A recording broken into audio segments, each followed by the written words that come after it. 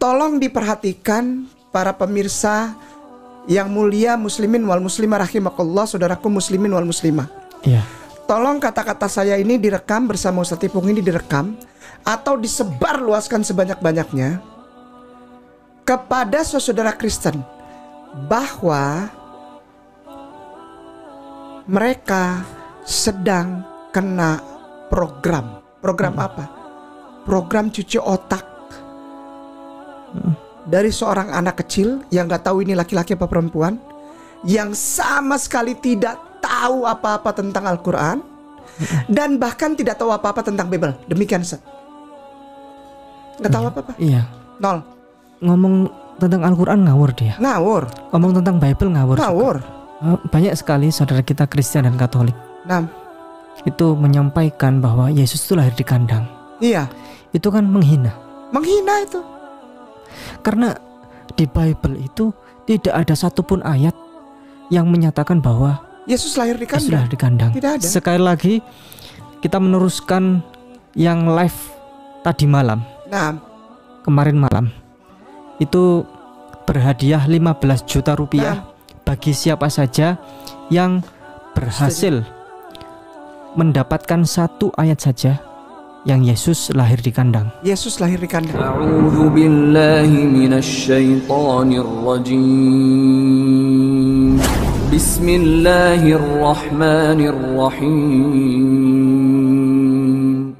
Nanti kita akan bahas, pemirsa, para penonton yang kami muliakan, akan kita bahas secara lebih detail dan dalam waktu khusus ya, yang khusus tentang tema bahwa di Bible akan kita temukan fakta ternyata Yesus lahir di bawah pohon kurma.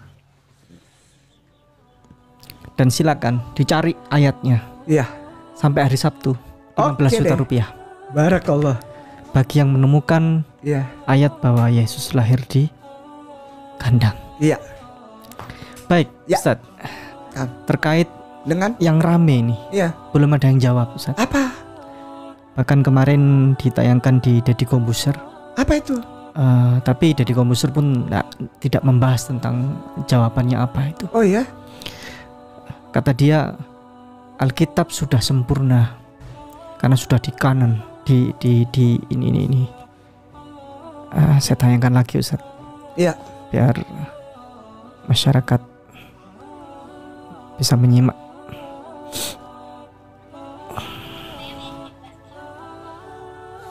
Ini sudah selesai dikanonkan oleh gereja Katolik sebelum tulisan-tulisan palsu itu datang.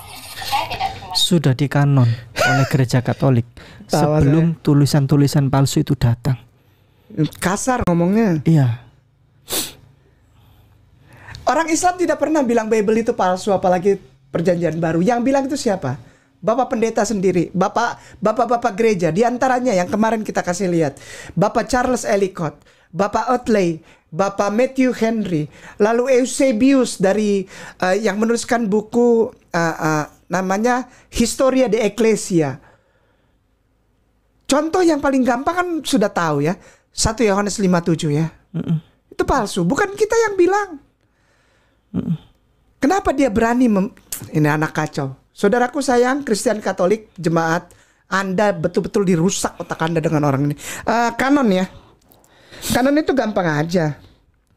Baca ini aja. Pangketik Ustadz Dani minta tolong. Biblical literatur.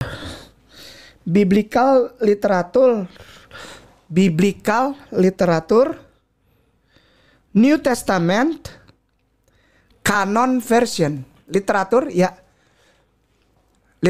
Canon version. Sebetulnya tahun berapa selesainya benar-benar? Masa sih udah selesai yang benar aja? Canon version. Itu New Testamentnya ada. Literatur New Testament, Biblical literatur New Testament Canon version. Itu nanti cari Britannica lah. Itu Britannica ada tuh. Klik. Oke, dia bilang katanya tadi abad keberapa? Dia cuma bilang bahwa Alkitab sudah sempurna dan sudah dikanon oleh Gereja Katolik sebelum tulisan-tulisan palsu itu datang. Wih, baik ya, kita buktikan. Itu ada nanti judul perikopnya itu Determination of the Canon in 4th Century. Geser ke bawah, ada Determination of the Canon in 4th Century. Ini 4 aja baru mulai mau disusun, abad keempat itu baru mau disusun. The process of kanonisasi itu, the need for consolidation and delimitation, limitasi, impulse. Terus late 2nd century, nanti ada 4th century. Itu dia kan. Pemirsa bisa lihat ini ya. Wah, habis ini anak bohongnya, ya Allah, Rabbi ya Karim. Parah.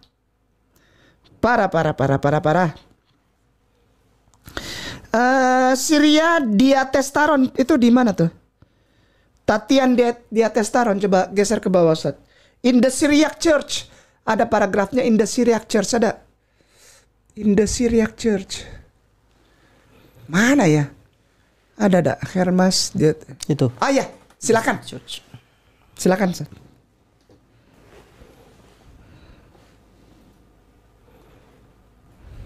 Silakan, Ustaz Ipung. Baik. Di gereja Syria, Diatessaron karya Tatianus digunakan hingga abad ke-5 dan pada abad ke-3 ditambahkan 14 surat Paulus karena Tatianus telah dinyatakan sesat. Terdapat perintah keuskupan yang jelas untuk memisahkan keempat Injil ketika menurut tradisi Rabula, uskup Edessa memperkenalkan versi Syria yang dikenal sebagai Peshitta. Juga menambahkan kisah para rasul, Yakobus, 1 Petrus, dan saya John. Membuat kanon 22 buku, baru kemudian mungkin pada abad ke-7 kanon Syria selaras dengan 27 kitab Yunani.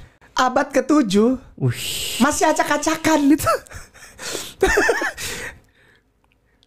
Jemaat Kristen Anda tuh dibohongin, tau gak sih? Ancur-ancuran ini anak gak tahu apa-apa tentang kanonisasi Alkitab.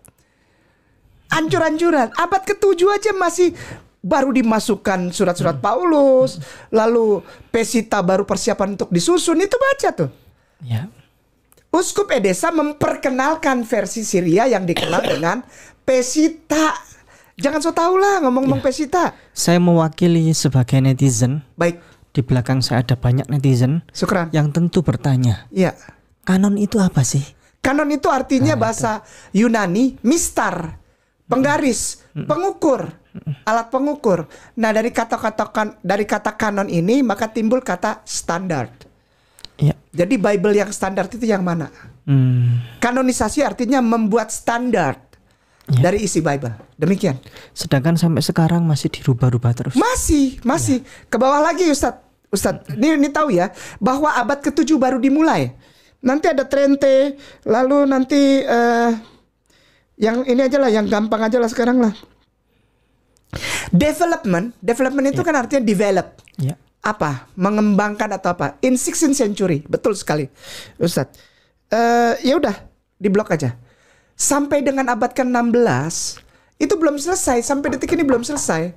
Kalau kanon sudah selesai, saudaraku sayang, jemaat Kristen dan Katolik, kalau yang dia bilang sudah selesai sebelum abad ke-7, berarti Kristen, Protestan, dan Katolik jumlah bukunya, jumlah kitabnya sudah sama 72 atau 66. Ini masih beda kok. Kanon dari mana? Dari Hong Kong. Jemaatku, sebelum Anda dirusak lebih dalam lagi, tanya itu anak dari mana. Silakan Ustadz Ipung dengan segala rasa hormat. Dengan munculnya percetakan dan perbedaan antara Katolik Roma dan Protestan, kanon dan hubungannya dengan tradisi akhirnya menjadi tetap. Selama konsili kontra reformasi Trent tahun 1545 sampai 63, kanon seluruh Alkitab ditetapkan pada tahun 1546 sebagai Vulgata. Berarti ditetapkannya kanon tahun 1546. Jemaat, jemaat lihat nggak? Penonton lihat nggak ini? Lihat ya. Lihat. Nonton. Jemaat, anak ini penipu. Anak ini penipu, sudah jelas. Bagaimana mungkin sebelum abad ke-7? Lihat itu. Kanon seluruh Alkitab ditetapkan. pada tahun 1546. Demikian Ustaz. Ya. Baik. Pemirsa, para penonton yang kami muliakan, memang anak ini dari penampilan kelihatan seperti orang cerdas, Ustadz. Ya. Karena ngomongnya itu seperti orang yang memiliki data. Nah. Tapi kalau untuk orang yang bisa memiliki pemahaman kristologi, langsung kaget. Anak ini ngawur ngomongnya. Iya. Begitu.